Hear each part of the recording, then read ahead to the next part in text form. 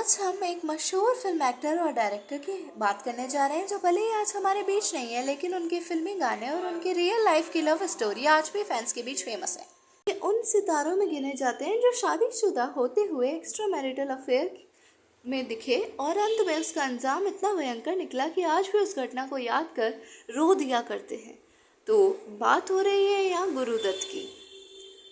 Actor Gurudatt बतौर actor कई फिल्मों में काम किया है इन्होंने, लेकिन उन्होंने सिर्फ 8 फिल्में डायरेक्ट की हैं, लेकिन सभी कालजयी हैं। वे प्यासा, कागज के फूल, चौदहवीं का चांद और साहेब बीवी और गुलाम जैसे ब्लॉकबस्टर फिल्मों के लिए फेमस हैं। गुरुदत्त ने प्रख्यात गायिका गीता दत्त से प्यार के बाद शादी की थी। इनकी शादी 1953 में हुई थी, मगर अफसोस ये शादी सिर्फ 4 साल ही चल सकी। साल 1957 में दूरियां आनी शुरू हो गई थी। अंत में गीता ने उन्हें छोड़कर अलग रहने का फैसला किया।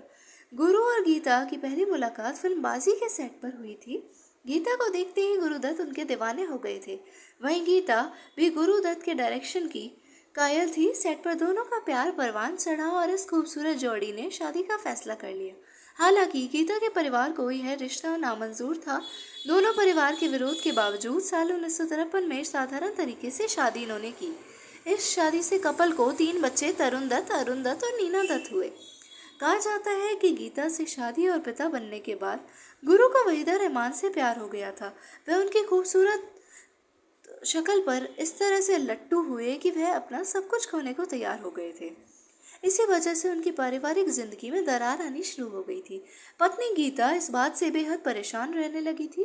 गुरुदत्त का जिक्र जब भी होता है तो वहीदा रहमान का नाम जरूर होता है। गुरुदत्त वहीदा रहमान को दीवानों की तरह चाहते थे। उन्होंने ही वहीदा को साल 1956 में आई फिल्म CID में काम दिलवाया था। इस फिल्म के बाद वहीदा रहमान गुरुदत्त के साथ ही प्यासा में दिखाई दी। यह फिल्म भारतीय सिने इतिहास में अलग दर्जा रखती है।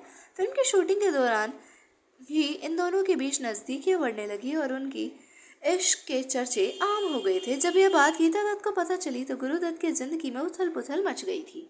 एक बार गुरुदत्त को रंगे हाथों पकड़ने के लिए गीता दत्त ने जाल बिछाया। एक दिन गुरुदत्त के पास वहीदा रहमान के नाम से खत पहुंचा, जिसमें लिखा था, मैं आपसे बात करना चाहती हूँ, सुध-बुध खो चुकी हूँ, न जाने आपने क्या कर दिया। खत के आखिर में मिलने का बुलावा था। गुरुदत्त इस खत को पढ़कर हैरान हुए, क्योंकि वह दिन वहीदा से सेट पर मिलते थे। उन्होंने अपने दोस्त और फिल्म राइटर अबरार अलवी से इस मसले पर चर्चा की।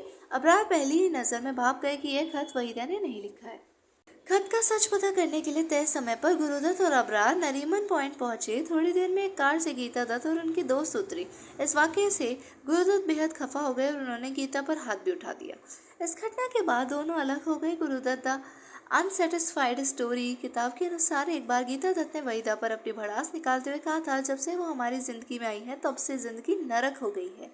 गीता दत्त अपने पति के इस नाजायज प्यार को बर्दाश्त नहीं कर पाई और नाराज होकर अपने 3 बच्चों के साथ माँ के पास चली गई, या यूँ कहें तो उन्होंने गुरुदत्त को छोड़ दिया। वहीं दूसरी और गुरुदत्त के पॉजिटिव बिहेवियर की वजह से वहीदा भी धीरे धीरे उनसे दूर हो गई थी। कहा जाता है कि आखिरी वक्त गुरुदत्त अपनी जिंदगी में बेहद तन्हा हो गए थे। उन्होंने शराब को अपना साथी चुन लिया था। उनकी मौत भी रहस्यमय तरीके से हुई। 10 अक्टूबर 1964 उनकी जिंदगी का आखिरी दिन था। उस समय वह बहारें फिर भी आएंगी फिल्म पर काम कर रहे थे। आखिरी शाम उन्होंने अपने दोस्त अबरार अलवी के साथ गुजारी। 1 बजे रात में अलवी उनके घर से खाना खाकर गए। अगले दिन गुरुदत्त अपने घर में मृत पाए गए। पलंग की बगल की मेज पर एक गिलास रखा हुआ था, जिसमें गुलाबी तरल पदार्थ अभी भी थोड़ा बचा हुआ था। वहीं एक किताब खुली हुई थी। आप सभी का वीडियो को देखने के लिए धन्यवाद और आभार।